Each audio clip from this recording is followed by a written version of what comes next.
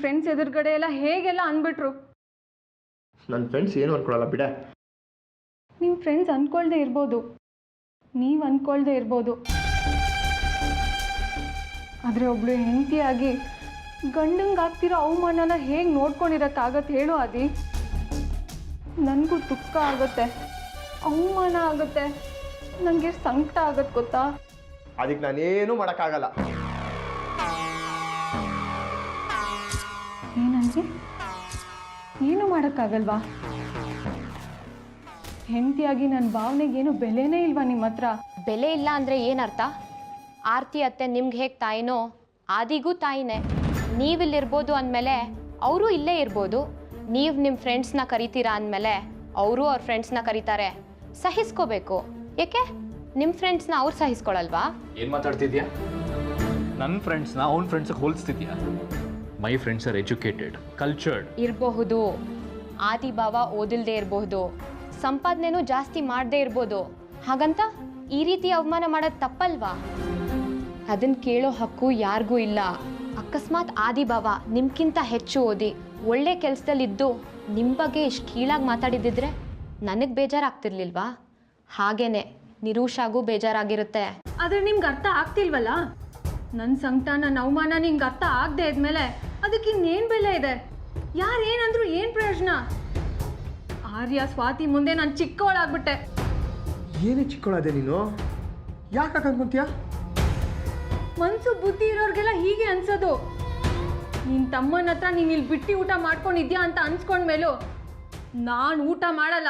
ಅಯ್ಯೋ ಅವ್ನು ಹೇಳಿದ್ ನನಗೆ. ಅದು ನನಗೂ ಅನ್ವಯಿಸುತ್ತೆ. ಆ ಸೂಕ್ಷ್ಮ ನಿಮ್ಗೆ ಇರಬೇಕಿತ್ತು. ಹೋಗ, ಏನೋ ಆಟ ಹಿಡಿತೀಯಲ್ಲ ನೀನು?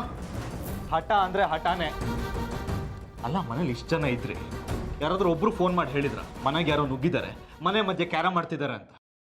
ಅರ್ಪಿತಾ ಆಂಟಿ ಫೋನ್ ಮಾಡಿ ಹೇಳಿದ್ರು. ಯಾರು ಫೋನ್ ಮಾಡಿದ್ರು? ಯಾಕೆ?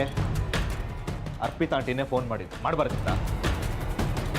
ಇದೇನು ಮನೆನಾ ಅಥವಾ ಇಸ್ಪಿಟ್ ಕಟ್ಟೆನಾ? ಇವತ್ತು ಕ್ಯಾರಮ್ ಮಾಡ್ತಾರೆ, ನಾಳೆ ಇಸ್ಪಿಟ್ ಆಡ್ತಾರೆ, ನಾಡಿದ್ದು ಮತ್ತೊಂದು ಮಾಡ್ತಾರೆ. ನೋಡ್ಕೊಂಡು ಸುಮ್ಮನೆ ಇರಬೇಕಾ? ಅದಲ್ಲ ವಿಷಯ. ಅರ್ಪಿತಾ ಆಂಟಿ ಫೋನ್ ಮಾಡಿದ್ರು ಅಂದರೆ ಅದ್ರ ಹಿಂದೆ ಏನು ಉದ್ದೇಶ ಇದೆ ಅಂತ ಯೋಚನೆ ಮಾಡಿ. ಏನು ಯೋಚನೆ ಮಾಡೋದು? ಅವ್ರಿಗೆ ಈ ಮನೆ ಬಗ್ಗೆ ಕಾಳಜಿ ಇದೆ, ಅದನ್ನು ಕಾಪಾಡೋದಕ್ಕೆ ಕಾಲ್ ಮಾಡಿದ್ದಾರೆ. ತಪ್ಪಾ?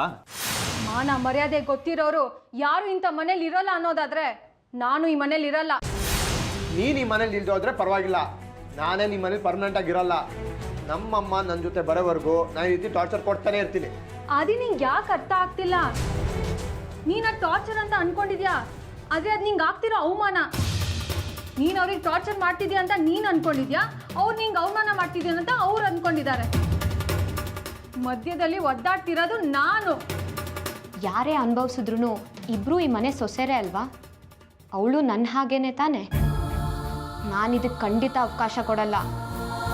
ಕೊಡಲ್ಲ ಅಂದರೆ ಏನು ಮಾಡ್ತೀಯ? ನಾನೇ ಆದಿ ಭಾವಂಗೆ ಹೇಳ್ಕೊಡ್ತೀನಿ, ಇದು ನಿಮ್ಮ ಮನೆ, ನಿಮ್ಮ ಇಷ್ಟ ಬಂದಂಗೆ ಹಿರಿ ಅಂತ. ಅದನ್ನು ಹೇಳೋದಕ್ಕೆ ನೀನು ಯಾರು? ಯಾಕೆ? ನಾನು ನಿಮ್ಮ ಹೆಂಡತಿ ಅಲ್ವಾ? ಈ ಮನೆ ಸೊಸೆ ಅಲ್ವಾ? ಸೊಸೆನೇ. ನಿಮ್ಮ ಹೆಂಡತಿ ಅನ್ನೋದಾದರೆ ನಾನು ಈ ಮನೇಲಿ ಇರ್ತೀನಿ.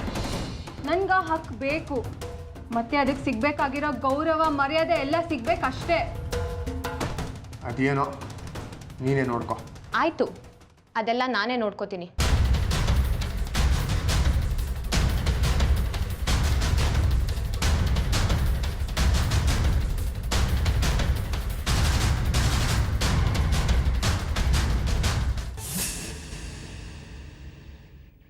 ಏನು ಸರ್ ಇದು?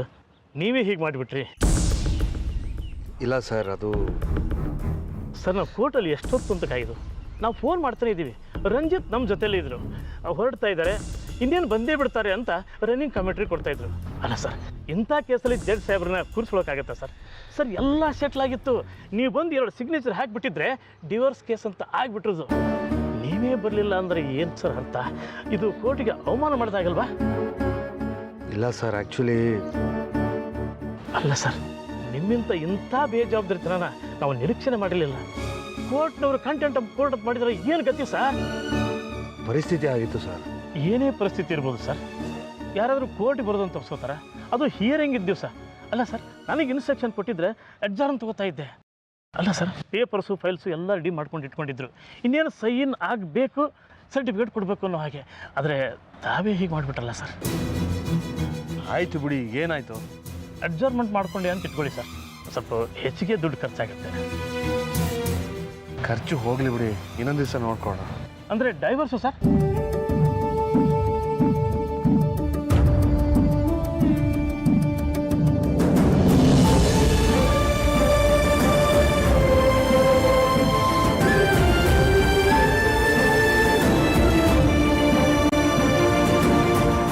ಸರ್, ಮುಂದಿನ ಡೇಟು ಅಡ್ಜಸ್ಟ್ಮೆಂಟ್ ತೊಗೊಳ್ಳೋದಾ ಅಥವಾ ರೀಕೌನ್ಸಿಲ್ ಅಂತ ಅರ್ಥ ಮಾಡ್ಕೊಂಡ್ಬಿಡುತ್ತಾ ಸರ್?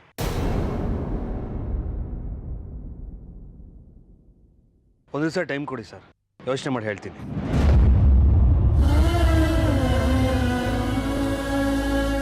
ಆಗ್ಬೋದು ಸರ್. ಒಂದು ದಿವಸ ಏನು ಸರ್, ಒಂದು ವಾರ ಬೇಕಾದರೂ ಟೈಮ್ ತೊಗೊಳ್ಳಿ ಸರ್. ನಮಗೂ ಕೂಡ ಈ ಕೇಸ್ ಅಲ್ಲಿವರೆಗೆ ಹೋಗಲಿ ಅನ್ನೋದ್ರ ಬಗ್ಗೆ ಕಾಳಜಿ ಇಲ್ಲ ಸರ್. ಹೀಗೆ ಇದ್ದರೆ ನಾವು ಭಾಳ ಖುಷಿ ಪಡ್ತೀವಿ. ಬರಲ್ಲ ಸರ್?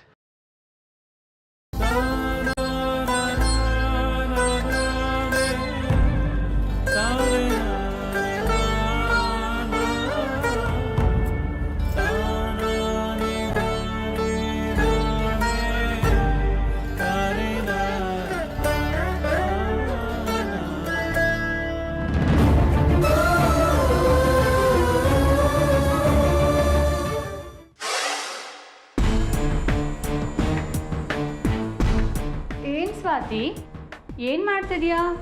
ಅಡುಗೆ ಮಾಡ್ತಾ ಇದ್ದೀನಿ. ಸೊಸೆ ಅಂದ್ರು ಅಂದ್ರೆ ಹೀಗಿರ್ಬೇಕು, ಇಬ್ರು ಸೇರಿ ಅಡ್ಗೆ ಮಾಡ್ತಿದ್ದೀರಾ? ಹೌದು, ನಾನು ನಿರುಷಾ ಇಬ್ಬರು ಒಟ್ಟಿಗೆ ಅಡುಗೆ ಮಾಡೋಣ ಅಂತ ನಿರ್ಧಾರ ಮಾಡಿದ್ದೀವಿ. ನಿಮ್ಗೇನಾದ್ರು ಕಷ್ಟ ಆದರೆ ನೀವು ಊಟ ಮಾಡದೆ ಇಡ್ಬೋದು. ಅಯ್ಯೋ, ನಂಗೆ ಯಾಕೆ ಕಷ್ಟ ಆಗತ್ತೆ? ಪಾಪ, ಕಷ್ಟ ಆಗೋದು ಅನ್ನಿಸ್ಕೊಂಡವ್ರಿಗೆ.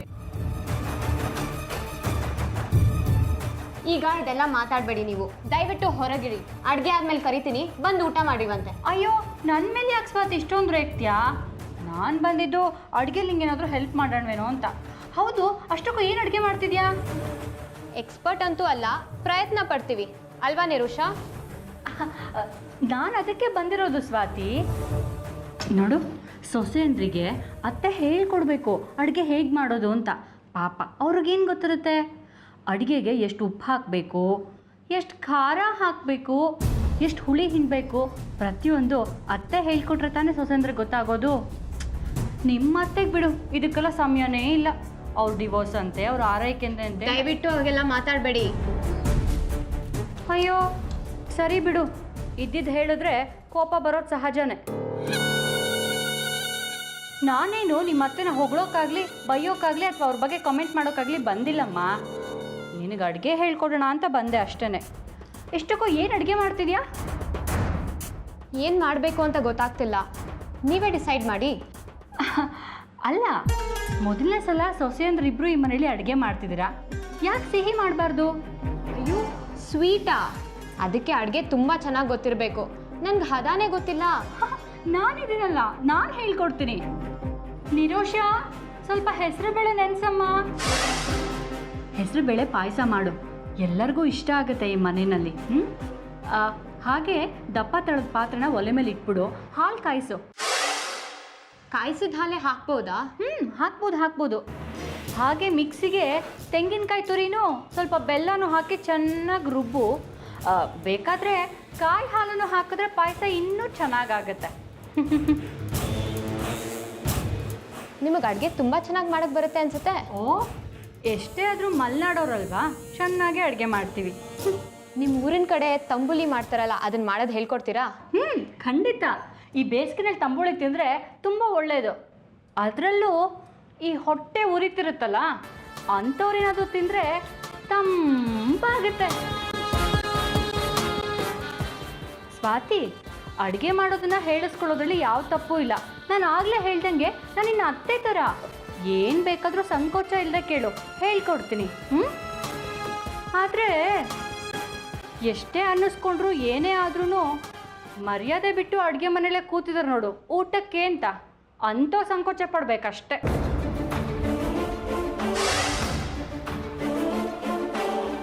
ಅರ್ಪಿತಾ ಅವರೇ, ಬಾಯಿಗೆ ಬಂದಂಗೆಲ್ಲ ಮಾತಾಡಬೇಡಿ. ಅಯ್ಯೋ, ನಾನೇನು ಮಾತಾಡೋದಮ್ಮ? ಅರ್ಥ ಆಗೋರ್ಗೆ ಆ ಮಾತು ಅರ್ಥ ಆಗಿರುತ್ತೆ ಬಿಡು. ಅಲ್ಲ, ಇಷ್ಟಕ್ಕೂ ಈ ಮಾತು ನನಗೆ ಹುಟ್ಟಿಸ್ಕೊಂಡು ಹೇಳಿಲ್ವಲ್ಲ. ನಿನ್ನ ಗಂಡ ಹೇಳಿದ್ದೇನೆ ಹೇಳಿದೆ, ಆರ್ಯನೇ ತಾನೆ ಇದನ್ನೆಲ್ಲ ಹೇಳಿದ್ದು, ಅವನೇನು ತಪ್ಪು ಮಾತಾಡಿಲ್ವಲ್ಲ. ನಾವೇನು ಊಟಕ್ಕೆ ಗತಿ ಇಲ್ಲೇ ಬಂದಿಲ್ಲ ಈ ಮನೆಗೆ. ಇವತ್ತೇ ಕೊನೆ, ಮುಂದೆ ಅಂತೂ ತನ್ನ ಕೂಡ ತಿನ್ನಲ್ಲ. ನಾನು ಆದಿ ಹೊರಗಡೆ ಹೋಗಿ ತಿನ್ಕೊಂಬರ್ತೀವಿ. ನಿರೋಷ, ನಿರೋಷ,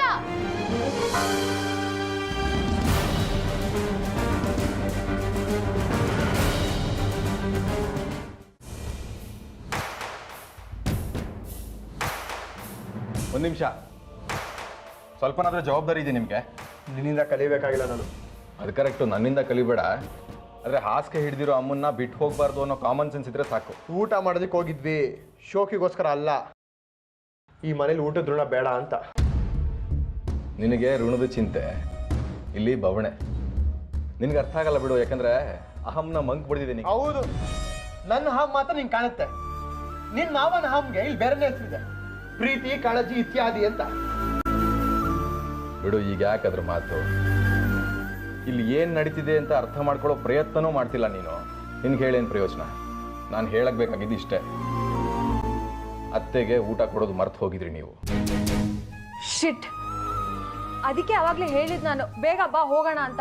ನೀನು ಯಾವಾಗ ಹೇಳ್ದೆ? ಸರಿ, ಬೇಗ ಹೋಗು, ಊಟ ಕೊಬಾ. ಒಂದು ನಿಮಿಷ ನಿಂತ್ಕೋ ಅದೇ. ನಿನ್ನ ತಾಯಿ ಬಗ್ಗೆ ನಿನಗೆಷ್ಟು ಜವಾಬ್ದಾರಿ ಇದೆಯೋ ಈ ಮನೇಲಿರೋರ್ಗೂ ಅಷ್ಟೇ ಜವಾಬ್ದಾರಿ ಇದೆ. ಯಾರು ಬಡಿಸಿದ್ರು? ಬಡ್ಸೋದಷ್ಟೇ ಅಲ್ಲ, ತಾವೇ ಊಟ ಮಾಡಿಸಿದ್ರು ಮಾವ. ಹೌದಾ? ಹಾಗಾದ್ರೆ ನಾವು ಹೊರಗಡೆ ಹೋಗಿದ್ ಒಳ್ಳೇದೇ ಆಯ್ತು. ಶಡಪ್! ಇದನ್ನ ನೆಪ ಇಟ್ಕೊಂಡು ದಿನ ಊರು ಸುತ್ತದಲ್ಲ. ಇನ್ಮೇಲೆ ಯಾವುದೇ ಕಾರಣಕ್ಕೂ ಅಮ್ಮಂಗೆ ಇಂಥ ಪರಿಸ್ಥಿತಿ ಬರಬಾರ್ದು. ಪಾಪ ಅಮ್ಮ, ಅದು ಎಷ್ಟು ಹಿಂಸೆಯಿಂದ ಒಂದೊಂದು ತುತ್ತು ನುಂಗಿರ್ತಾರೋ. ನೀವಾದ್ರೂ ಹೆಲ್ಪ್ ಮಾಡ್ಬೋದಿತ್ತಲ್ಲ. ಅಗತ್ಯ ಕಾಣಿಸ್ತಿಲ್ಲ ನನಗೆ. ನಿನ್ನ ಬೇಜವಾಬ್ದಾರಿತನನ ತಿತ್ಕೋ, ಬೇರೆಯವ್ರ ಕಡೆ ಬೆರಳು ಮಾಡಿ ತೋರ್ಸೋದಲ್ಲ. ಥ್ಯಾಂಕ್ಸ್ ಅರ್ಥ ಮಾಡಿಸಿದ್ದಕ್ಕೆ. ಯಾಕಣ್ಣ ಆದಿಗೆ ಬೈತ್ಯಾ? ಇನ್ನೇನು ಒಳ್ಳೇದೇ ಆಯ್ತಲ್ಲ. ಒಳ್ಳೇದೇ ನಿಜ, ಸುಮ್ಮನೆ ಆದಿಗೆ ಚುರುಕು ಮುಟ್ಸೋಣ ಅಂತ. ಅಣ್ಣ ಪ್ಲೀಸ್, ನೀನು ನಂಗೆ ಗಂಡಂಗೆ ಬೈಬೇಡ. ನಂಗೆ ಎಷ್ಟು ಬೇಜಾರಾಗತ್ತೆ ಗೊತ್ತಾ? ಇನ್ಮೇಲೆ ಅವನಿಗೇನು ಹೇಳಬೇಡ ನೀನು. Wow, good, very good. ಅದು ಆದಿಗೆ ಚುರುಕು ಮುಟ್ಸೋದ್ರ ಜೊತೆಗೆ ನಿನ್ನ ರಿಯಾಕ್ಷನ್ ನೋಡೋಣ ಅಂತ ಹಾಗೆ ಮಾಡಿದೆ. ಗೆದ್ಬಿಟ್ಟೆ ನೀನು ನನ್ನ ತಂಗಿ ಆಗಿ. ಗುಡ್.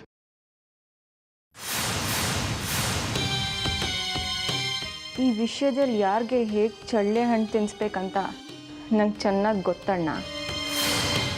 ಈ ವಿಷಯದಲ್ಲಿ ನಾನು ಈ ತಂಗಿ ಅಲ್ಲ, ನಿನ್ನ ಅಜ್ಜಿ.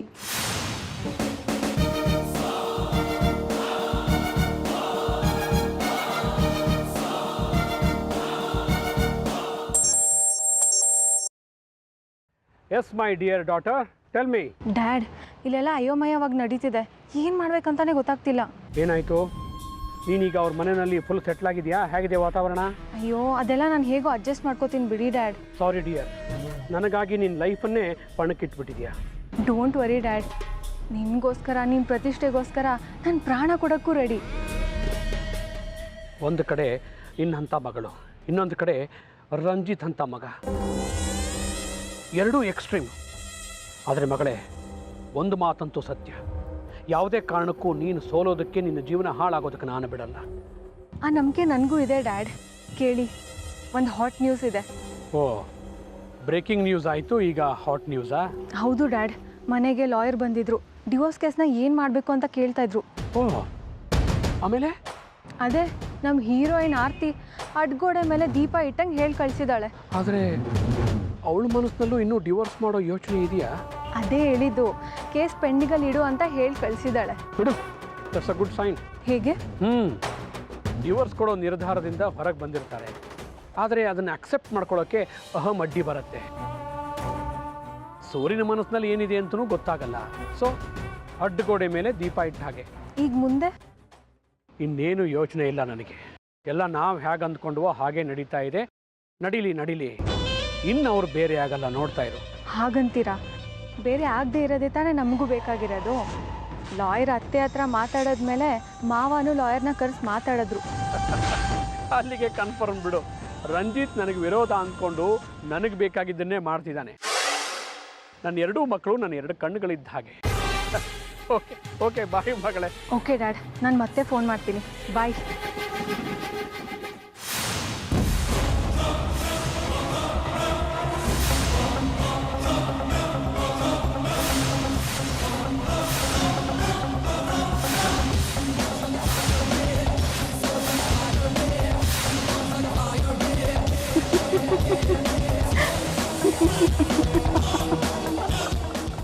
ಇದು ತೆರೆಮರೆನಲ್ಲಿ ನಡೀತಾ ಇದೆ. ಅದೇ ಅಂದ್ಕೊಂಡೆ, ಇದೇನಪ್ಪ ನಮ್ಮ ಹುಡುಗಿಗೆ ಇದ್ದಕ್ಕಿದ್ದಂಗೆ ಇಷ್ಟೊಳ್ಳೆ ಬುದ್ಧಿ ಅಂತ. ಯಾವ ಸೀರಿಯಲ್ ನೋಡಿ ಬಂದಿದ್ದು ಇಂಥ ಬುದ್ಧಿ? ಹೌದು, ಏನೀಗ? ಶಭಾಷ್. ಈ ಕಾನ್ಫಿಡೆನ್ಸು ಚಿದಂಬರಂ ಮಗಳಿಗೆ ಮಾತ್ರ ಇರೋದಕ್ಕೆ ಸಾಧ್ಯ ನಿರೋಷ. ಹುತ್ತದೊಳಗೆ ಹುತ್ತ. ನಾವೊಂದು ಪ್ಲಾನ್ ಮಾಡಿದ್ರೆ ಅದನ್ನು ಮೀರ್ಸೋದಕ್ಕೆ ಇನ್ನೊಂದು ಪ್ಲಾನು. Very talented. ಆದರೆ ಈಗ ನಿನ್ನ ಸೂತ್ರ ನನ್ನ ಕೈಯಲ್ಲಿದೆ. ಹೀಗೆಲ್ಲ ಹೇಳಿದ್ರೆ ಹೆದರ್ಕೊಂಡ್ಬಿಡ್ತೀನಿ ಅನ್ಕೊಂಡ್ರಾ? ವೀಣೆಯಲ್ಲಿ ಯಾವ ತಂತಿ ಮೀಟಿದ್ರೆ ಯಾವ ನಾದ ಬರುತ್ತೆ ಅಂತ ನಂಗೆ ಚೆನ್ನಾಗಿ ಗೊತ್ತು. ನೀನು ಏನೂ ಮಾಡ್ಕೊಳಕ್ಕಾಗಲ್ಲ ಅರ್ಪಿತಾ. ಕಾನ್ಫಿಡೆನ್ಸ್ ಇರಬೇಕು ಮಗು, ಆದರೆ ಓವರ್ ಕಾನ್ಫಿಡೆನ್ಸ್ ಇರಬಾರ್ದು. ಈ ನಿನ್ನ ವಿಷಯನ ನಾನು ಬೇರೆ ಯಾರಿಗೂ ಹೇಳಲ್ಲ, ಓನ್ಲಿ 1% ಹೇಳ್ತೀನಿ. ಯಾರು ಹೇಳು? ನಿನ್ನ ಪ್ರೀತಿಯ ಅಣ್ಣ ರಂಜಿತ್ಗೆ.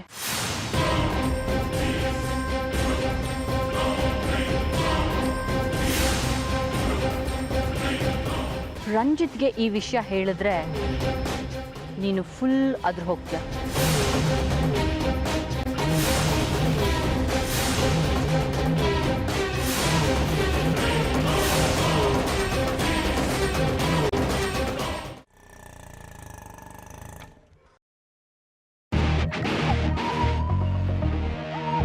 ನಿರೋಷಾ,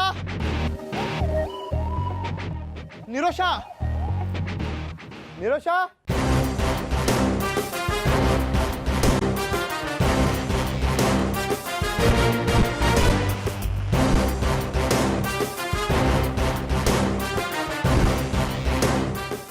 ನಿರೋಷಾ.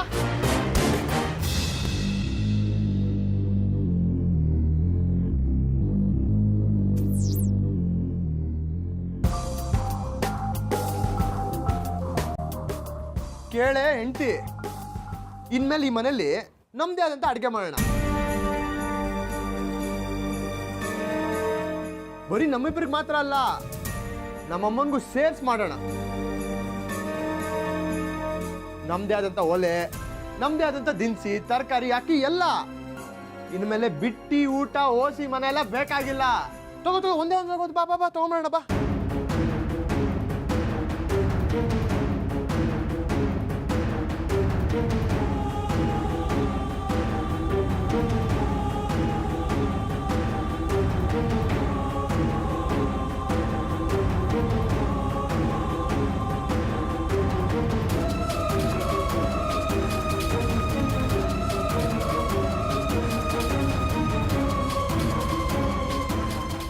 ಏನಿದೆಲ್ಲ?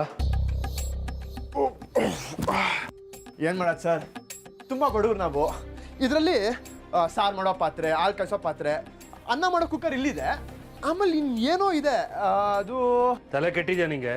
ಹೋಗಿ ನಿಮ್ಮ ಮಗನಿಗೆ ಕೇಳಿ ಸರ್. ಬಿಟ್ಟಿ ಊಟ ಮಾಡ್ಕೊಂಡು ಇಲ್ಲಿದ್ದೀವಿ ಅಂತ ಫ್ರೆಂಡ್ಸ್ ಮುಂದೆಲ್ಲ ಹೇಳಿದ್ನಲ್ಲ. ಏನು ಸರ್? ಅದಕ್ಕೆ ಇದನ್ನೆಲ್ಲ ತಂದಿರೋದು. ಇದನ್ನೆಲ್ಲ ಮನೆ ಒಳಗೆ ಬಿಡಲ್ಲ. ಅದು ಹೇಗಾಗತ್ತೆ ಸರ್?